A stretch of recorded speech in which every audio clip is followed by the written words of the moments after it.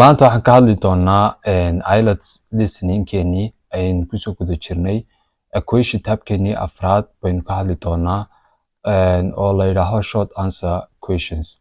Short answer questions ama question type-ka noocana see looga shaqeyn doonaa iyo examples ku saabsan ayaynu isleegi doonaa intaynu gudaha aynu ku guda jirno videogan.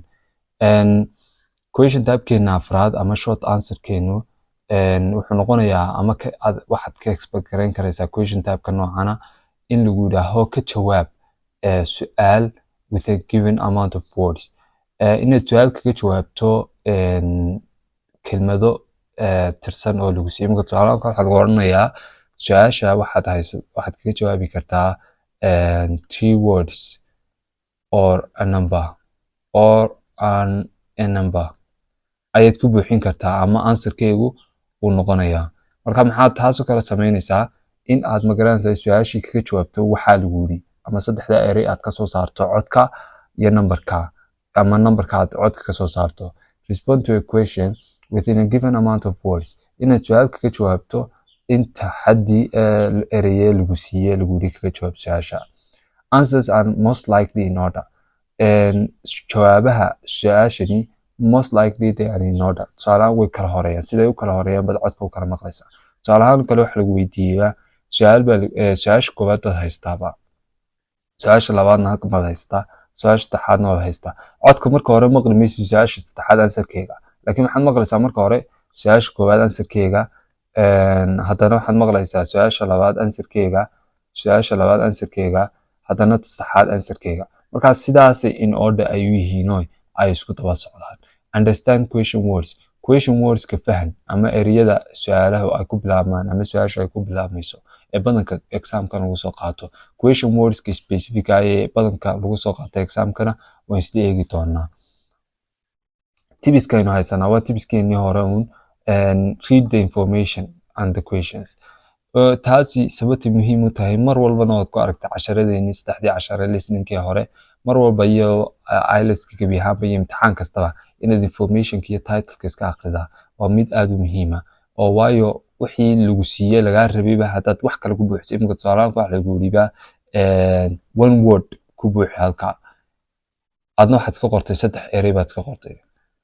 maxaa markaa jawaabtiiba kaa qalbi noqonaysaa. Marka information-kii baanad aqriin bay ka macnatay. Haddana information-kii aqriinna waxaad ka macnatay inaad exam-ka aad khaldayso answer-ka and the questions as well. Questions-kana iska aqriyo markaad su'aashii intaad codka chance baad haystaa inta uu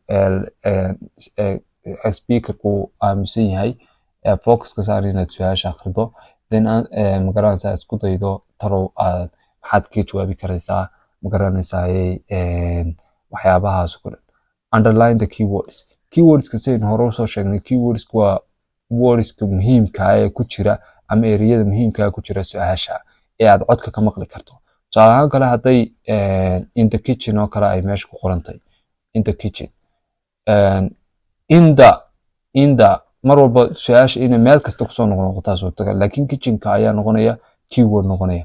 Ereyada noocaas oo kale muhiimka ku jira su'aasha inaad underline garaysato oo hadhow fiirsato markaad codka maqlayso ayaa aad u muhiima. Pay attention to question words. Attention-kaaga ama attention question words-ka haysto. Question words-ka noocyadooda kala duwan bal waynu isleegi doonaa slide-kan ku xiga. Haddaba question words-keena aynu ama su'aalaha noocan aad ku arki doontaa badanka waxay ka kooban yihiin intan. Markii imka su'aashaas kale lagu yiraaho who oo kale ay ugu horeyso oo kale waxa laga rabaa a person qof laga rabaa ama specific name baa laga rabaa. Specific name oo kale ku jira codka waa la doonayaa inaad tusaale ahaan oo kale aad soo qorto. Waxa lagu yiraahdaa who took my phone oo kale tusaale ahaan oo kale. Who took my phone? Codka waxaad ka maqlashay my sister took my phone. Walaashii oo kale ayaa qaaday ama magaranaysaa waxaa samaysay.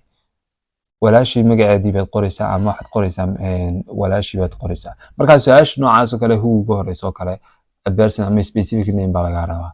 What was which? Imaka general oo kale what kaas oo kale waa general. Which oo kalena wax lagu weydiinayo wax selection ah. Imaka su'aalahan kale waxa lagu yiri what's your favorite color? Ama which is your favorite food? tusaale ahaan oo kale what's your favorite color marka lagu yidhaaho kale waxay la macnatay dee intan magaranaysaayey kalarada kaa doontaad sheegan kartaa laakiin marka which lagu siiyo kale waxaa lagu siinaya 4 choice oo kale 2 3 keebaa magaranaysaayey waxaa lagu odhanayaa keebaa dooranaysa marka intaa wayna ka doontaa laakiin general ma aho wax dibadda kama keensan kartid where oo kale waxaa lagu weydiinayaa place when oo kale time baa lagu weydiinayaa why oo kale waa reason behind it how dan oo kale waxaa lagu weydiinayaa oo kale method oo kale ama process how siday saan u dhacdo oo kale how many iyo how much na waa opposite ko way iska soo horjeedaan midna countable baa loo isticmaalaa midna uncountable baa loo isticmaalaa oo kan oo kale uncountable uu noqonaya kan oo kalena countable uu noqonaya marka su'aalaha noocaas ama badanka halkan who-daas ugu horeysa ama what baa ugu horeysa ama which baa ugu horeysa ama where when why how many how much waxyaabahaas waad iska eegi doontaa insha allah imikana example-keena aynu isla eegno example-keena aynu haysanaa marka hore maxaynu nidhi horta read the information right and the questions read the information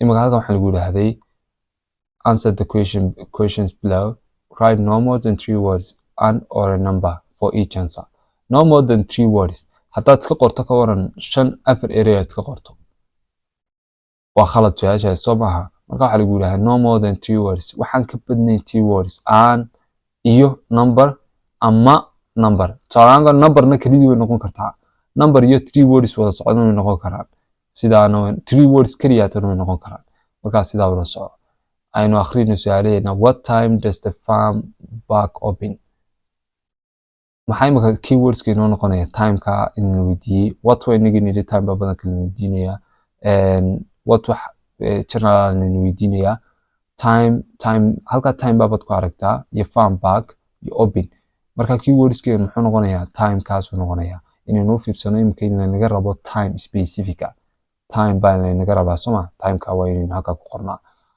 which 2 attractions are most popular with visitors which 2 attractions laba kamida oo lagu siin doono oo attractionska ama magaranaysaayey waxyaabaha soo jiita dadka tourismka ama dadka magaranaysa dalxiisayaasha ama dadka soo boqonaya meesha laba waxoo soo jiita oo dadka ka dhex caana sheeg baa la yidhaahday marka 2 maxay noqonaysaa imika keywords-kan haysanaa 2 attractions most popular iyo visitors kaasa keywords keywords-ka waynagii nidhi keywords-ka highlight garayso mar walba waa muhiim name 2 improvements laba wax oo lagu soo kordhin doono magacaw that are planning for the venue next season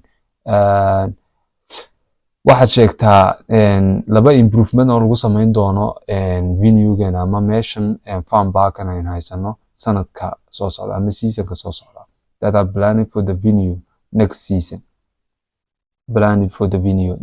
marka keywords-keena waa kuwa name baa lagu yidhi magacaw marka waa inaynu labadii magacawnaa imika waxaan samayn doonaa inay codka isla dhegeysano kabacdi ma garanaysaay aynu ka wada shaqayno oo aynu isla eegno answeriska. At Eastover Farm Park, we're celebrating our most successful year to date. A family visit is definitely recommended, as there's something for everyone to enjoy, from toddlers to the grandparents. Get there early though, as we're busy most days, but especially at weekends. Be at the gates at 9:30 when Farmer Tom unlocks, and you can be the first visitors inside. There's enough to see and do to keep you busy all day. Pick up a free map to find your way around and locate all the attractions. Where will you start? Will it be the excitement of the Big Dipper, the milking parlour to see some real farm work, or a cuddle with the rabbits and guinea pigs in the pets corner? Voted favourite feature for the past 5 years, our pet area has been knocked off pole position this year by a new boating lake and the miniature steam train. When you're in need of refreshments, head to the cafe or bring your own lunch to enjoy around the many picnic tables spread across the park. And don't forget to check feeding times if you want to watch our keepers giving the animals their midday meal. We love it that many of our guests come back time and time again, and we're always working to develop the park for the future. Over this winter, we'll be digging and stocking a trout fishing lake. You can bring your own rod or hire one on site. We also intended to install a bouncy castle, until a visitor survey revealed that outdoor trampolines would be far more popular. So we're giving you what you asked for. Happy bouncing!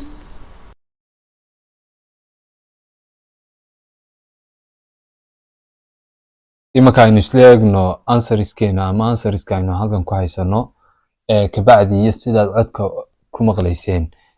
marka hore waxaan kugula talinayaa inaad horta codka marka hore dhegeysato ood ka shaqeyso ood isku daydo inaad igala shaqeyso kabacdina aad magaranaysaa isku daydo inaad ka shaqeyso magaranaysaa su'aalaha dan kabacdina aad eegato answerka. imanka taa koobaad oo kale what time does the farm park open? timeka ayaa la weydiiso maaha. timeka halka markuu ka hadlayay wuxuu ku dhahday get there early soo dhaqso. though as we are busy most days waxaan mashquul baan nahay badanka maalin kasta, but especially at the weekends gaar ahaana weekendsko kale aad baan busy u siinahay. marka geedka imabu ku yidhi 9:30 am aroorta. one farmer Tom unlocks and you can be the first visitors inside. so 9:30 baa noqonaysa xilliga uu baaku uu furmi doono. halkaa maxaa la weydiiyay haddana muxuu leedahay which two attractions are most popular with visitors? two attractionska badanka visitorska dhexdooda kacaanka soo sheeg. halkan wuxuu noo sheegay voted favorite feature for the past 5 years.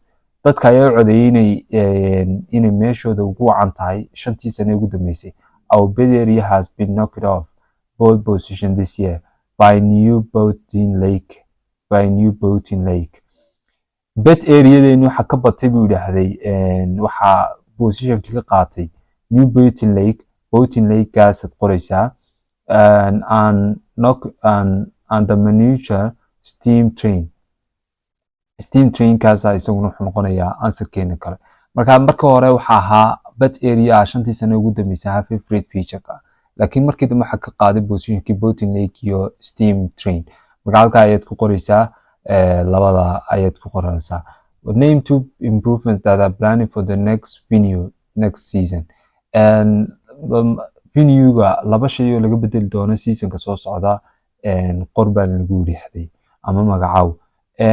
halkan wuxuu inoo magaranaysaa sheegay halkan and we are always working to develop the park for the future. Over the winter, we will be digging and stopping a trout fishing lake.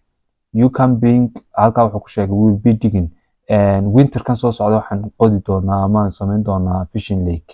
marka fishing lake-gaaga adoo alaabtaada soo qaadanaya ayaad imanaysaa buu yidhaha. marka maxay noqonaysaa waxaynu kusoo kordhinaa fishing lake baynu kusoo kordhinaynaa. sidoo kale halkan waxaynu kusoo wuxuu yidhaahday marka hore waxaan islahayn buu yidhaahday intended install a bouncy castle until a visitor survey ay qaadeen ayaa wuxuu ay door bidaan dadkii outdoor trampolineska ama bahalada yar ciyaalka ku ciyaaraan ay ku boodboodaan in loo dhiga bartaa. marka halkaasoo kale inay ku khaldanoo kale ayaa suurtagal ah oo aad qorto bouncy castle. laakiin bouncy castle-ka maxaa bedelay bay yidhaahdeen survey laga qaaday dadkii soo booqanayay baa bedelay oo waxa lagu bedelay outdoor trampolineska. so bal sidaa ayaad uga shaqayn doontaa. question badanna waynu isla eegi doonaa questionska typeska kale laakiin mar walba practice-ka ayaa muhiima. dad practice garaysood fahanto saa looga shaqaynayo muhiimad waxa weeyaan inaad si fiican aad uga shaqayn doonto. waxaan rajaynayaa inaad fahantay. haddaad wax su'aalo qabta ama aanad waxba fahmin commentiga noogu reeb insha allah. aad baad mahadsantihiin.